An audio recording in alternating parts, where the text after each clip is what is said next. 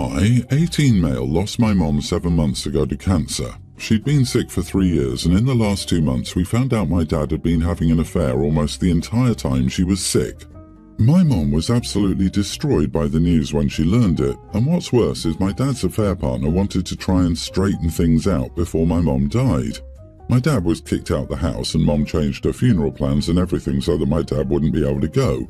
She changed her will and went out of her way to ensure I would get everything, not him. She set it up so my aunt would have temporary guardianship over it, or whatever it's called, and my dad couldn't get his hands on it that way either. She was unequivocal that she had not wanted my dad with someone else while she was alive and would not act like things were okay after either. When my mom died, it was the most painful time in the world for me, and I'm still processing life without her. I also hate my dad for the harm he caused during mom's final months. He made it all 10,000 times harder than it ever needed to be, all because he couldn't remain faithful to her in life. He got engaged to his affair partner the week my mom died. They decided to wait until mom was gone for a year to try and save some of his reputation, but I have hardly anything to do with him, and anything I do with him is because he makes the effort and reaches out. He wanted me to know he was engaged, and he wanted me to meet his other woman, and he forced those things on me. The last time they decided we needed to speak, I told them not to invite me to the wedding because I wouldn't go and respect them enough to RSVP officially. They were upset and told me to think about the future and other BS like that. I told them if they felt they were worthy of being grandparents, which they mentioned, then they needed to think again. Then they tried to guilt me with a sob story of how she was widowed for many years and her kids all turned their backs on her and took her grandkids away because they were disgusted with her for moving on. That didn't move me one little bit. But my dad's family is angry that I'm drawing such a hard line at the wedding. They already know people judge my dad and think it would look way better if I were there.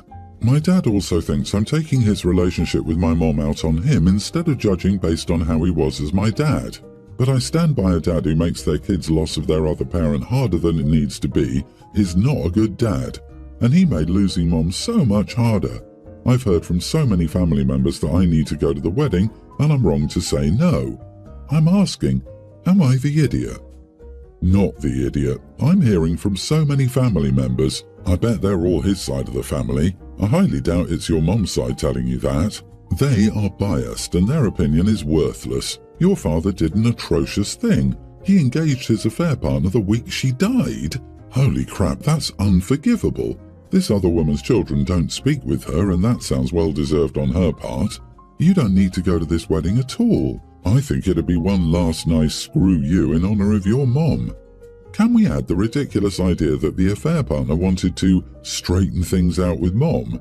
Who in their right minds thinks they have the right to go to a dying woman to present their affair partner and straighten things out? Like she would suddenly be all okay with it all and give them their blessing? Her kids don't speak to her because they're all so horrified by her behavior. I doubt it's the moving on. They have an issue with more about how she's gone about it. Angry because she was moving on with a married man whose wife was actively dying from cancer is more like it. I'd be horrified if I were them too. Tell the family harassing you about it that the only way you'll go is if you get carte blanche for the first speech at the reception, and you doubt that they would want to hear what you'd have to say about the happy couple. You're just doing what your dad did, practicing what it's like when someone isn't there anymore and just being a bit early with it. It sounds like a good plan. I'd follow suit. You are spot on. I would go, give a speech on what you mention here about their pathetic and harmful love story, leave afterward and block them all. They are being awful to you to try and save face. You deserve so much better, darling. And Dad's family is trying to cover up his heinous behavior. I guess the rotten apple didn't fall far from the rotten tree. I am so truly sorry that all of this happened to you. You deserve so much better. I hope you're allowed the space and respect to grieve and recover from losing both of your parents in this devastating way. My boyfriend, 26, and I, 25 female, have been together for just under 3 years now and are expecting our first child in March. We've been very open about marriage, so the engagement itself would never be a surprise, but the proposal was. He's clueless about rings and my taste in jewelry, so we decided to take a collaborative approach and design my ring together. In the process of all that, I made it very clear what kind of proposal I wanted. I told him explicitly that I wanted to get engaged surrounded by all my closest friends and family, and that having them involved in the surprise was very important to me. After the ring was ordered, I was in the dark. I had no idea when it would be ready and no idea when he would propose to me, so I just waited with excited anticipation. 2 nights ago, we took our dogs on an evening walk at the beach near our house, which we frequent regularly. We sat and admired the sunset as our dogs played in the ocean in front of us. After a little while, he started going on about how much he loved me and how grateful he was to have found me, and then he pulled out the ring box and asked me to marry him. It was completely unexpected, and I was a bit shocked. Once I realized what was going on, I kissed him and told him how much he meant to me and how much I loved and cherished him, but I couldn't say yes now because I really wanted my closest friends and family to share the moment with me. He got really upset and told me that he wanted to do something more intimate and keep the moment between us, and that he wasn't comfortable doing it in front of everyone. I've tried to reason with him over the past couple of days, but he's been giving me the silent treatment for the most part. I get where he's coming from, but at the same time I had to design my own ring because he doesn't pay enough attention to the small things, like the jewellery I wear, so I really wanted my proposal to be something that he put a lot of thought in to make it special for me. I've heard of countless instances where a girl has turned down her partner's proposal because he did it publicly and she wanted something private. Everyone always seems to sympathise with her and her preferences. The way I see it, this is the exact same situation but reversed. So I don't see why what I did was so wrong. Am I the idiot? You are the idiot, and you're rude. When did the proposal become something that is scripted? The way you built this up in your mind, you should have just proposed to yourself since you had an exact scenario with specific people involved scripted. Lady, you shot yourself in the foot here. A proposal is a one-and-done type of situation. He's proposed to you. The ship has sailed. You had your proposal, and you said no. It won't ever be special like it was again because from here on out, it will not be from the heart. The proposal isn't just about you and your wants, it's also about him. He doesn't want to do a public display. He shouldn't have to simply because you envisioned a TikTok moment. He wished to protect the moment between you both. Privacy, intimate. Personally, I wouldn't be surprised if he doesn't bother again. You've shown how little you care about his preferences. Exactly, it all reads as what she wants, not what he wants. I can't imagine how bad the wedding planning would be. It reeks of main character syndrome. Yes, your friends and family would be happy for you, but I can't imagine caring so much that I'd be included in the proposal. My 27 male and wife, 27, have been together for 4.5 years and married for 2. We discussed kids before marriage and both agreed that we wanted kids. A couple of weeks after we got married, we started trying for a baby and she got pregnant but had doubts about having kids at the time. We discussed it a bit and she said she wasn't ready yet. I didn't push back and let her decide since she's the one who's pregnant. 3 weeks ago she got pregnant again. I was excited but she still wasn't sure. She said she wanted to wait a little longer and I tried asking her for a timeline, but she just said when she felt ready she'd let me know. I asked her if she still wanted kids at all and she gave me a non-answer where she said she didn't know if she wanted kids anymore and wouldn't elaborate. I didn't want to pressure her to do anything, but I told her that I wanted to have kids and that I needed to rethink our relationship if this was the route she wanted to take. She got the procedure done and I started the divorce proceedings a few weeks later. Some of our mutuals are saying I was wrong to separate because of this, and she's called me a few times sobbing. I want to be with her, but having kids and starting a family is really important to me, and it feels like she's been too unsure and unclear about what she wants, and it's been stringing me along in the process. Am I the idiot for divorcing my wife? Yeah, definitely not the idiot. This relationship isn't going to work out. You both want different things. Just end it and move on. Then find someone that actually does want what you want. Her not wanting kids is okay, but what's not okay is her stringing you along with non-answers and crappy communication just to keep you with her. Are you not allowed to feel betrayed that you entered a marriage assuming you shared common goals only to find out she lied? Exactly, she got pregnant twice since you've been married but ended it both times because she didn't feel ready, even though you were actively trying both times. If you aren't on the same page when starting a family, I see no point in continuing the relationship. I question the mindset of a woman who actively tries to get pregnant and then changes her mind twice. I think it's not good to have kids with someone like that. This isn't normal behavior. Dude, you're doing the right thing. End it.